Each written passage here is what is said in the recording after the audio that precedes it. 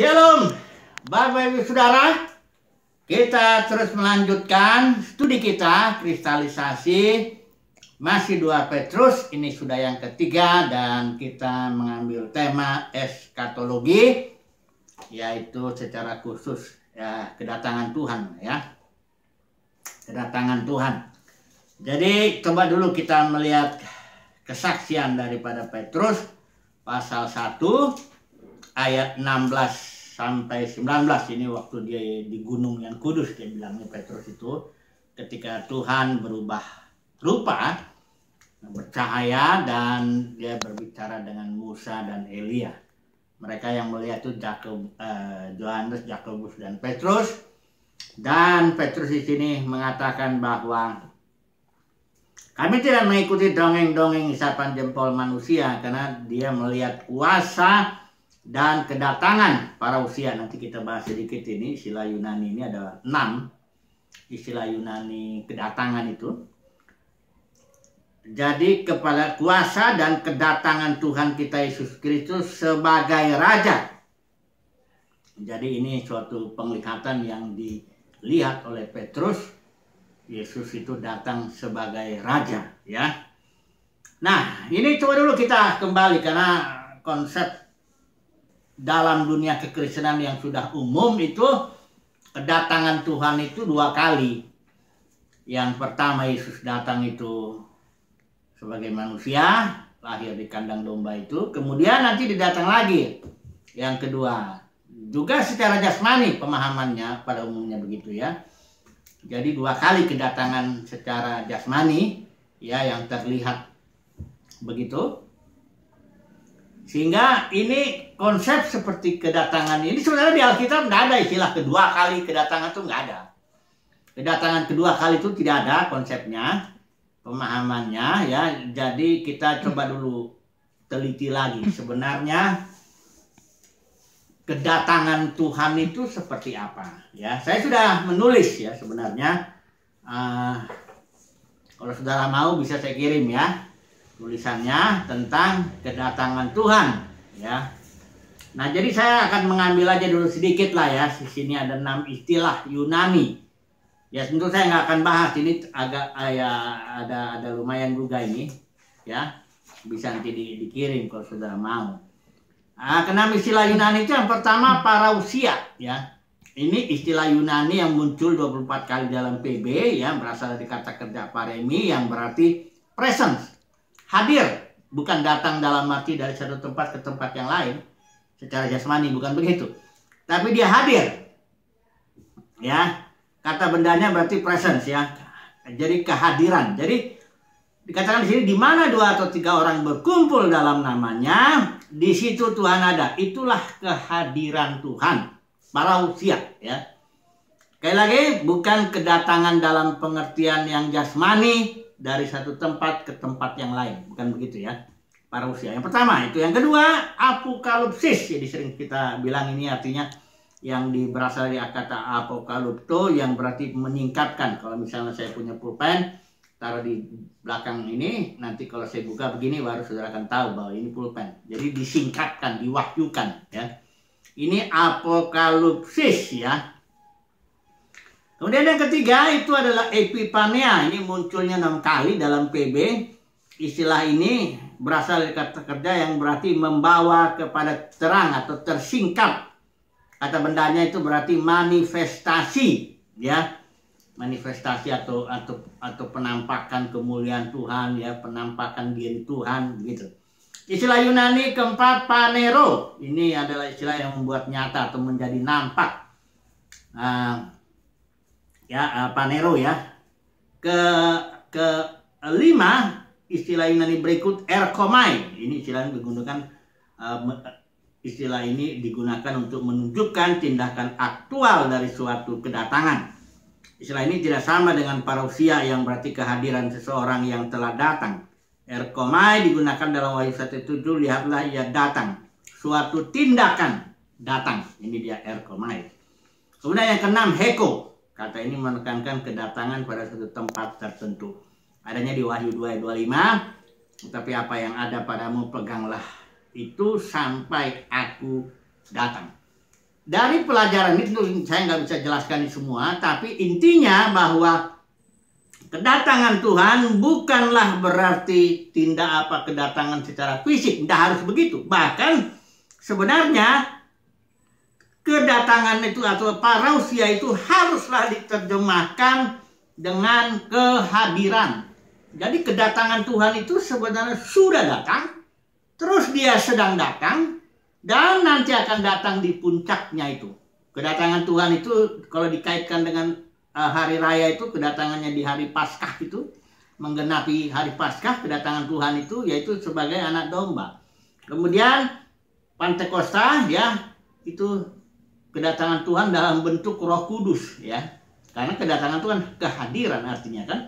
Kemudian nanti yang penuh daun itulah kehadiran di mana Tuhan datang di dalam dan melalui orang-orang kudusnya, orang-orang pilihannya dalam manifestasi putra-putra daripada Elohim. Jadi kedatangan Tuhan itu sudah datang, sedang datang, dan akan datang nanti puncaknya ya pada waktu penggenapan hari raya Pondok Daun. Nah, jadi itu dulu kita pegang konsepnya ya. Kalau saudara sekali lagi mau belajar ini, boleh nanti saya kirim. Nah sekarang kita akan masuk dulu, ulangi dulu ya pertumbuhan yang minggu lalu kita jelaskan epiginosko ya. Coba dulu ya, kita ulang dulu. Epiginosko itu suatu pengetahuan yang di dalam dimensi yang lebih tinggi dan itu harus bertumbuh, atau pengenalan akan Elohim yang harus bertumbuh. Ini supaya saya baca dulu ya pasal 1 ayat 8 ini sekarang mengulang dulu. Supaya sebab apabila semuanya itu ada padamu, artinya pertumbuhan ya, dari iman kepada kebajikan dan kebajikan pengetahuan sebagainya itu. Kalau kamu kamu akan kalau itu ada padamu dengan berlimpah-limpah, kamu akan dibuatnya menjadi giat dan berhasil dalam pengenalanmu, epiginosko akan Yesus ya. Kemudian ada dua akibatnya kalau tidak terjadi pertumbuhan epiginosko itu, maka dikatakan di sini dia menjadi buta dan picik karena dia lupa bahwa dosa-dosanya yang dahulu telah dihapuskan. Dan dikatakan di sini juga berusahalah sungguh-sungguh supaya bertumbuh ya. Dan kalau akibatnya bertumbuh itu, dengan demikian kepadamu akan dikaruniakan hak penuh untuk memasuki kerajaan kekal ya. Nah, sekarang kita sekarang masuk tentang kedatangan Tuhan ini ya. Ada 3 poin yang akan kita bahas dalam kali ini. Dia datang sebagai bintang timur, kehadiran ya kembali ya. Ini jangan dipahami kedatangan secara jasmani. Kedatangan kedua kali secara jasmani, kalau udah itu pengertiannya sudah itu tidak ada itu di Alkitab konsep seperti itu. Kedatangan kedua kali secara jasmani itu tidak ada ya. Yang ada itu sudah saya bilang tadi itu kehadiran ya. Tuhan sudah datang, dia sedang datang, dan dia akan datang ya di dalam dan melalui orang-orang kudusnya. Coba dulu kita lihat ya. Ayatnya ini ada di Petrus pasal 1 ayat yang ke-19 ya. Kita baca dari sini ya. Yang poin pertama ya, datang sebagai bintang timur atau bintang pagi ya kalau terjemahan yang literal itu. Kedua, kita akan bahas hari Tuhan yang datang seperti pencuri, atau sekaligus kita bahas juga menantikan dan mempercepat kedatangan hari Tuhan. Kemudian yang ketiga kita akan bahas langit dan bumi yang baru.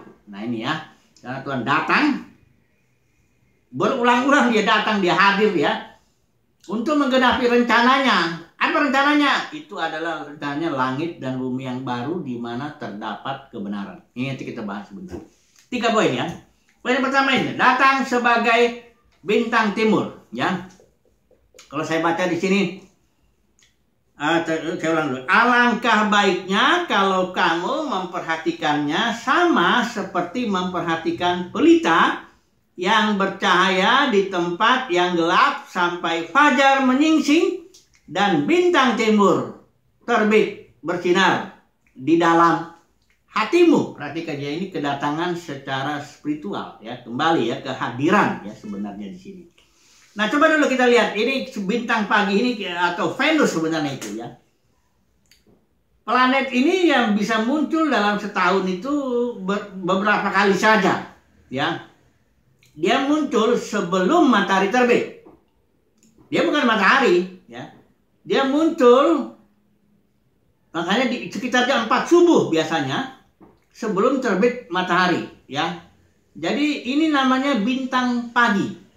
Nah, untuk bisa melihat atau menyambut kedatangan bintang pagi itu ya, morning star atau bintang timur, itu seseorang harus berjaga-jaga sepanjang malam. Ya, berjaga-jaga dia sepanjang malam agar jangan ketinggalan, karena dia sebentar muncul nanti hilang dan diganti dengan sinar matahari. Ya. Jadi kalau orang mau melihat bintang pagi itu atau menyambut bintang pagi, menyambut kedatangan bintang pagi, dia harus berjaga-jaga sepanjang malam, ya. Nah, ini apa artinya secara spiritual, ya? Kita tahu di sini artinya bintang timur ini terbit bersinar di dalam hati, ya. Jadi saudara jangan berpikir kedatangan Tuhan itu seperti yang dilihat secara jasmani gini, bukan begitu lagi. Karena Tuhan sudah di dalam batin kita, Christ in you, the hope of glory, ya. Jadi kedatangan kemuliaan juga nanti ada. Itu banyak jenis kedatangannya. Di sini saya bikin berapa topik ya. Ini ada 20 atau 30 apa ya? Kedatangannya, bentuk-bentuk kedatangan Tuhan yang secara spiritual itu, ya. Nah, mari kita melihat ini artinya apa ini? Menyambut kedatangan Tuhan yang menurut Petrus di sini pasal 3 ayat 10 ini, ya. Ayat 10 coba dulu kita baca lagi. Ya. 3 ayat 10. Bukan 3 ayat 19, ya. Alangkah baiknya kalau kamu memperhatikannya sama seperti memperhatikan pelita yang bercahaya di tempat yang gelap sampai fajar menyingsing dan bintang timur terbit bersinar di dalam hatimu. Jadi begini, ini maksudnya, ya. Kita berjaga-jaga sepanjang malam bukan berarti malam jasmani itu kita jangan tidur, bukan itu. Tapi kegelapan malam dalam pengertian jangan larut dengan apapun juga, sehingga kita tidak berjaga-jaga dan menanti-nantikan kedatangan Tuhan, ya, yang terbit nanti, yang terasa di dalam batin kita, ini dalam hatimu, kan. Jadi artinya begini, larut itu bukan harus larut itu berbuat misalnya sibuk cari uang, nggak mikirin Tuhan. Ya emang itu salah satu, tapi juga bisa juga orang sibuk pelayanan, sibuk khotbah sana sini, sibuk aktivitas keagamawi dari Senin ke Senin, dan tidak ada waktu untuk menanti-nantikan Tuhan, ya, untuk berfellowship dengan Tuhan. Banyak ini para full timer ini, ya, dia terlalu sibuk begitu sehingga dia menjadi lelah, ya, burn out istilahnya kerennya tuh, ya, kayak dia merasa letih sehingga dia harus retreat istilahnya, ya. Padahal Yesus bilang melakukan kehendak Bapa itu makanan. Ya, kalau orang makan kan dia makin segar, ya. Bukannya harus retreat, melayani Tuhan tuh melakukan kehendak Bapa. Jadi kalau seseorang dia aktivitas agamawi dari pagi sampai pagi itu, dari Senin ke Senin, terus dia lelah, ini dia tidak sedang melayani Tuhan itu, tidak sedang melakukan kehendak Tuhan. Dia sedang larut dalam kegelapan malam. Malam apa? Ya, malam pelayanan. Malam aktivitas, malam kesibukan organisasi atau apapun juga itu, yang membuat seseorang tidak berjaga-jaga, tidak berfellowship, tidak menantikan bintang pagi itu, ya. Jadi kedatangan Tuhan di sini sebagai bintang timur atau bintang pagi, kita harus jangan larut kalau mau menyambutnya, ya. Jadi Petrus menasihatkan, ya, alangkah baiknya kalau kamu memperhatikannya, terus sambung sampai bintang timur itu terbit bersinar dalam hatimu. Ini, ya, nasihatnya nomor 1 itu, ya. Kemudian yang kedua, mari kita lihat pasal 3 ayat 10, kedatangan Tuhan. Ini hari Tuhan dibilangnya. Hari Tuhan itu adalah hari di mana kehadiran Tuhan atau manifestasi kehadirannya atau lawatannya, kalau kita bilang begitu, ya, itu terjadi. Istilah hari Tuhan itu, ya. Nah, mari kita melihat dulu pasal 3 ayat 10, ya. Tetapi hari Tuhan akan tiba seperti pencuri. Pada hari itu langit akan lenyap dengan gemuruh yang dahsyat dan unsur-unsur dunia akan hangus dalam nyala api dan bumi dan segala yang ada di atasnya akan hilang lenyap, ya. Kemudian ayat 11, langsung aja saya baca ayat 12 ya. Jadi jika segala sesuatu ini akan hancur secara demikian, betapa suci dan salehnya kamu harus hidup, yaitu kamu yang menantikan dan mempercepat kedatangan atau parousia daripada hari Elohim. Nah, perhatikan ini ada dua hal di sini. Pertama, kedatangan atau kehadiran Tuhan yang seperti pencuri. Kepada siapa ini Tuhan datang seperti pencuri? Ini bukan untuk orang kudus, ini untuk orang yang gak berjaga-jaga ini. Tuhan datang jadi seperti pencuri. Ya. Tapi dikatakan di sini ayat 12, kamu yang menantikan dan mempercepat kedatangan hari Elohim, hari Tuhan, nggak mungkin dia nggak datang sebagai pencuri. Tuhan itu. Orang kita menanti-nantikan, kita bahkan mempercepat hari Elohim, ya, hari Tuhan, ya. Nah, ini ada dua ini istilahnya waktu itu kan, hari itu ya, atau ada yang kronos itu yang berurut-urutan ini. Senin, Selasa, Rabu, Kamis, jam 1, jam 2 ini itu kronologi. Tapi ada yang kairos, yang dimaksud di sini kairos ini. Menantikan dan mempercepat, ya. Artinya kita dengan sikap menanti-nantikan, berjaga-jaga, mempercepat kehadiran Tuhan secara spiritual itu. Ya, jadi orang yang menanti-nantikan dan yang mempercepat kedatangan hari Tuhan, Tuhan nggak datang seperti pencuri.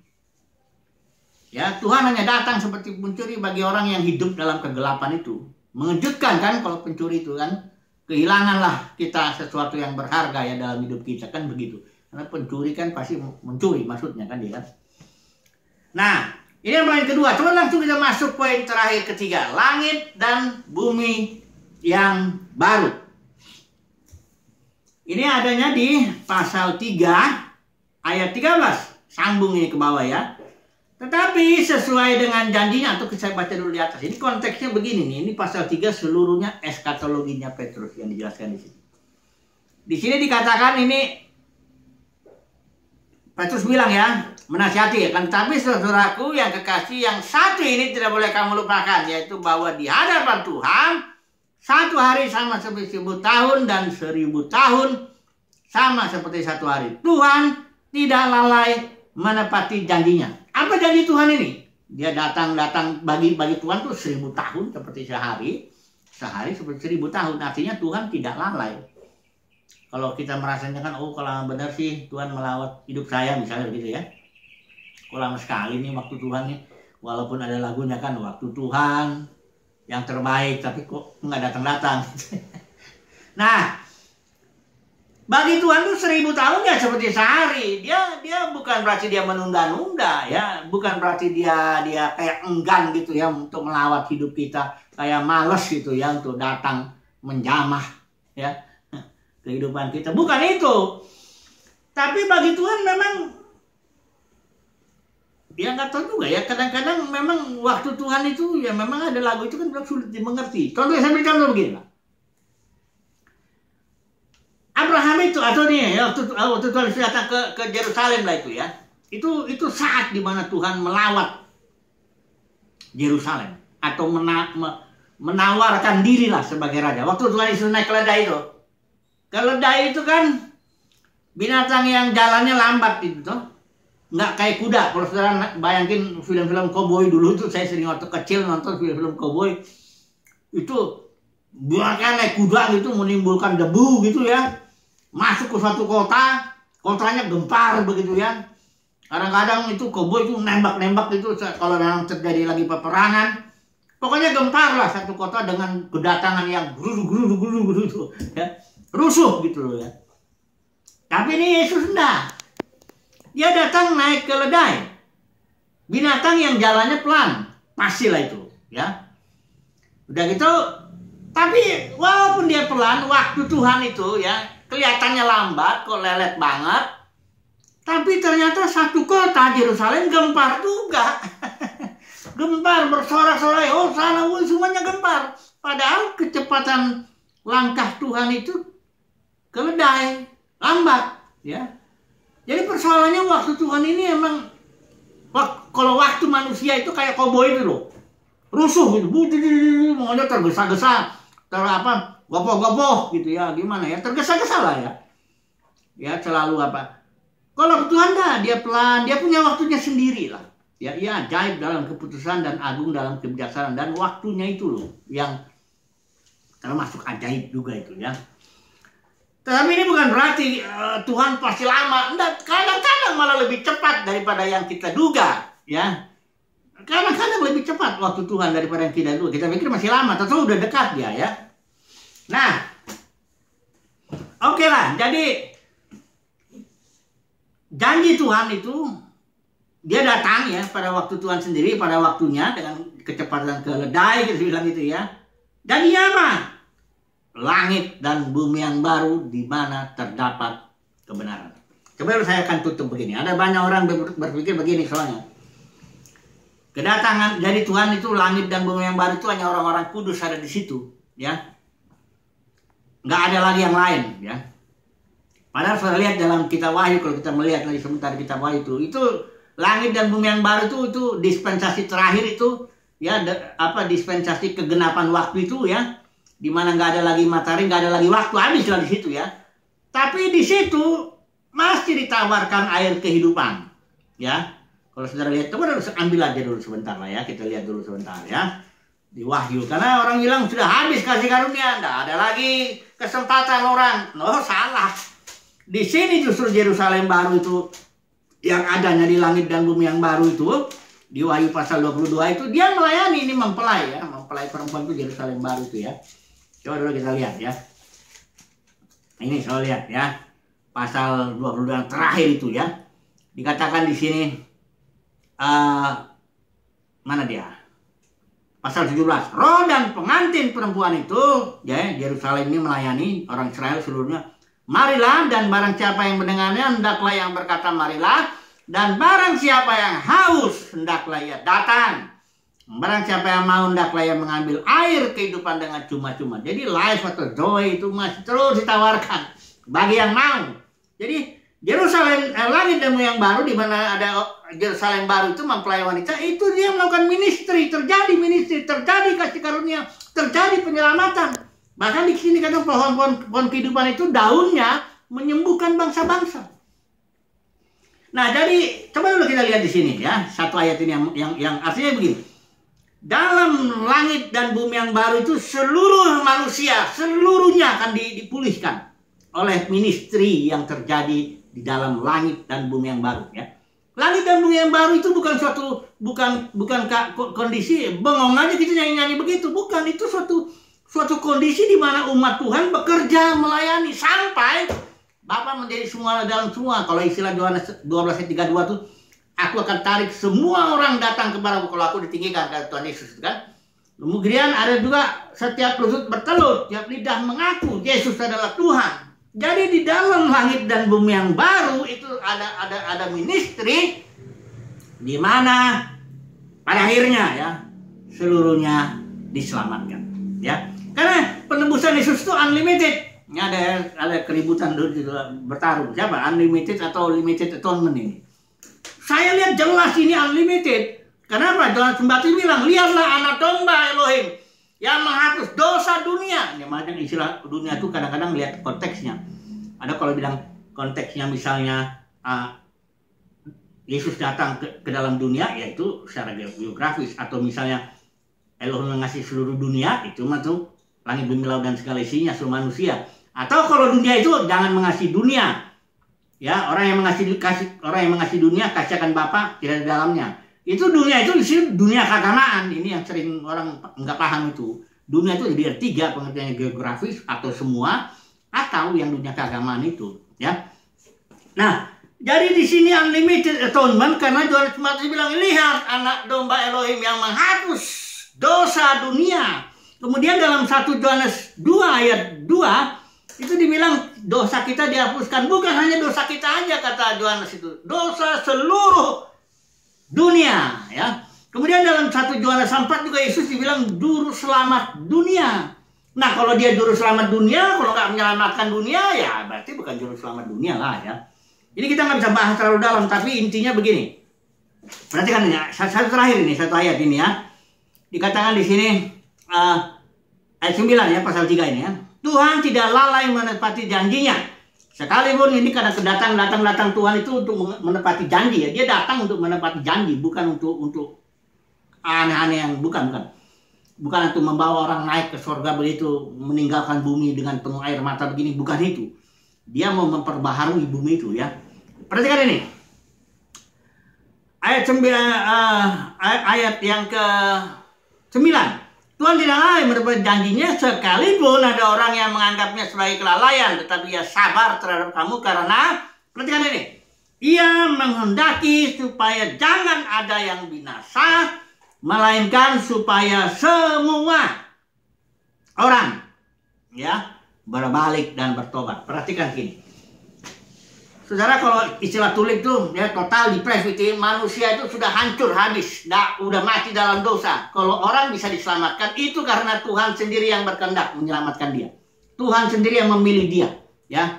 Bukan unconditional election, dipilih berdasarkan kehendak Bapa, berdasarkan kedaulatan Bapa. Jadi bukan karena manusia itu.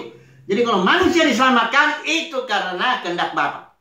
Mutlak ya, tidak ada kehendak bebas. Orang udah mati kok dalam dosa. Orang sudah, bagaimana lagi mau kehendak bebas? Orang mati begitu. Orang mati itu tidak ada lagi kehendaknya. Bahkan kehendaknya pun tidak ada. Nah, jadi di sini mutlak ditentukan oleh kehendak Bapa. Sekarang kematian Yesus untuk seluruh ya, unlimited atonement, seluruh dunia. Maka kehendak Bapa dibilang di sini akan semua orang berbalik dan bertobat. Maka karena kehendak Bapa yang menentukan, maka semuanya akan bertobat. Hanya ada urutannya, kalau istilah 1 Korintus 15 itu ada urut-urutannya kebangkitan itu.